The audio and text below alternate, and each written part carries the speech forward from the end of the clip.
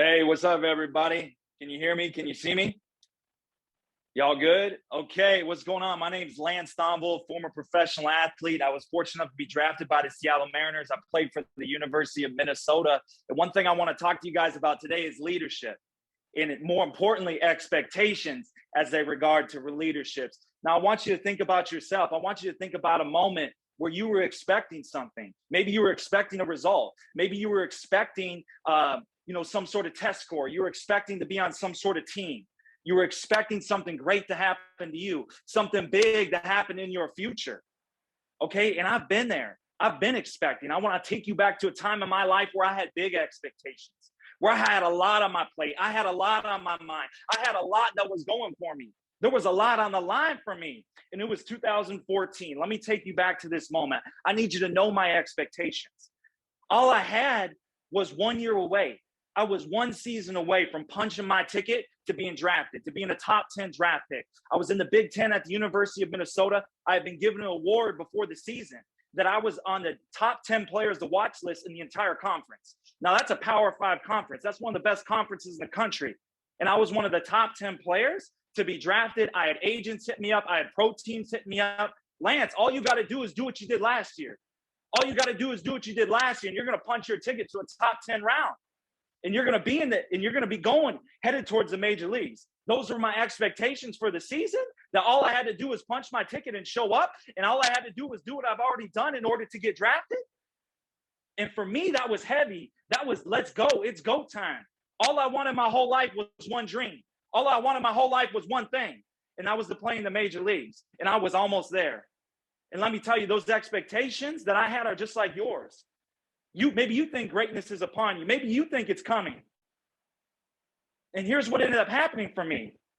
That season, I didn't pitch very well. That season, things didn't go right for me. That season, I didn't touch the mound very much. That season, I had a lot of struggles. I didn't have the stats. I didn't have the return that I thought I was going to have. I didn't do what I did the previous years. I was delayed. I was discouraged. I was disappointed. And maybe you've been like that too. Maybe you feel discouraged in the inside because something hasn't gone right. Maybe you haven't been on the path that you thought you were going to be on yet. And I'm telling you, that hurt on the inside. But the thing that I'm most proud of in my entire career, 2014, all of my teammates that season, I didn't get drafted. I didn't go to the major leagues that year. I was delayed another season before I got drafted. I was delayed another season. Sometimes we'll be delayed and not denied. Okay, and the biggest thing I'm proud of, tell me this, is the teammates that season at the University of Minnesota. They gave me this award. At the end of the year, they gave me the award. Teammate of the Year. Lance Stomble, Teammate of the Year. I remember receiving that award. I can feel that emotion right now because my expectations didn't dilute my leadership. My expectations didn't dilute my leadership. And the one thing that I want to talk to you guys about today is if we can identify these three things, you can become a leader even when your expectations don't go the way that you want. And number one is, where do you place your focus? Where are you placing your identity? Is it in the results that you're getting? Because if you're like that, you're going to teeter-totter. Your mindset's going to teeter-totter. It's going to waver depending upon how the results are going. If I was always focused on the results of what I was doing, then, I wouldn't have known who I am at the core. And when we don't know who we are, we can't lead. We can't be the person that we're called to be. So step number one, you just got to know who you are, that you aren't attached to your results. You aren't attached to what you do. You are so much more. You are so much more than what you do. It's who you are. And now if we can get that foundationally, now we can go to higher callings. Now we can go to more levels. Because when the success and failure comes, that doesn't dictate our mindset. That doesn't dictate how we show up for others. Okay? And number two is, there's a difference between success and significance. Okay, success is going after you. Success is going to get what's yours. And for me, that was my dream. It was Major League Baseball. How could I go and get that thing? How could I go and get my result? And when you're going for success, you're doing it for you. And to a certain extent, you got to have the dreams. You got to be chasing the success, because that's going to put you on the path to where you need to go. But I want you to shift that mindset in order to lead well when your results aren't going well. You got to shift that mindset into purpose. Because purpose is about significance. Purpose is about others. How can we have that purpose? The bigger calling. And for me, that season, That season was all about everyone else. That season was all about the Minnesota Gophers going to the next level. That season was all about shining that light on the other people and encouraging them. Encouraging people to get to their highest calling, that's what you can start with purpose. Because when your results aren't there, you're going to have something bigger to attach your mindset to. Got to have something bigger to attach your mindset to. And I was fortunate that I just kept encouraging. No matter what was going on in my life, I kept encouraging the team. And I want you guys to do the exact same.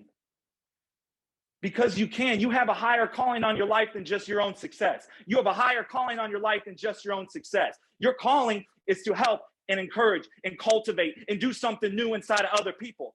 Because when you go for your purpose, when you go for a greater calling, you're giving others permission to do the same. You're shining your light. And when you're not results oriented because your identity isn't tied to who you are, or your identity isn't tied to what you do instead of who you are, now you don't have to get the results in order to feel worthy, in order to have self-value. And I'm telling you, if somebody needs to hear this today, this is the Holy Spirit working with me, you are valued.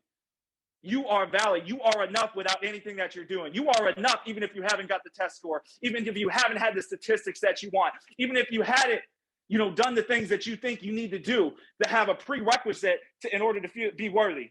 God is with you. God will always be with you. Okay, and number three, and the last point before I bring this home today, let me get right back to it, is there is no prerequisite to lead well. There is no stat. There is no significance.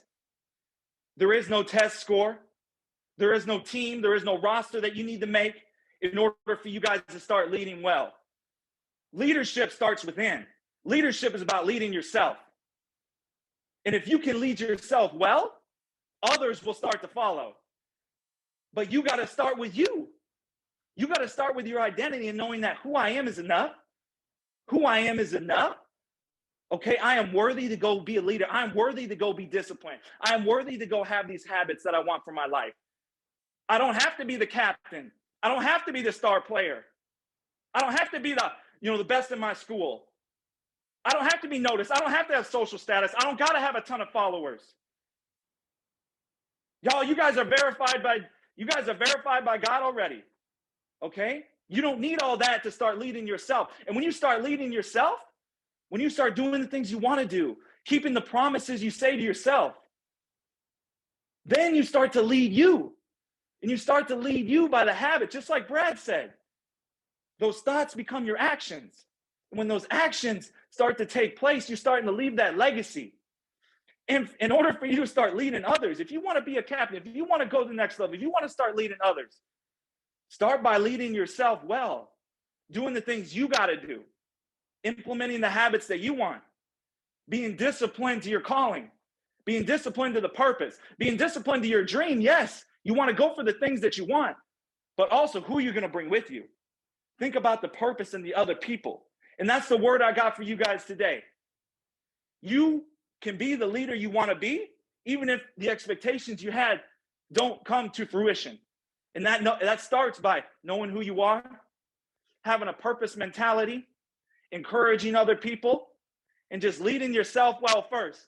Y'all are blessed and favored. Thank you so much, Seneca. Thank you so much, Building Better Students. I appreciate you having me on. I appreciate you letting me be a part of this.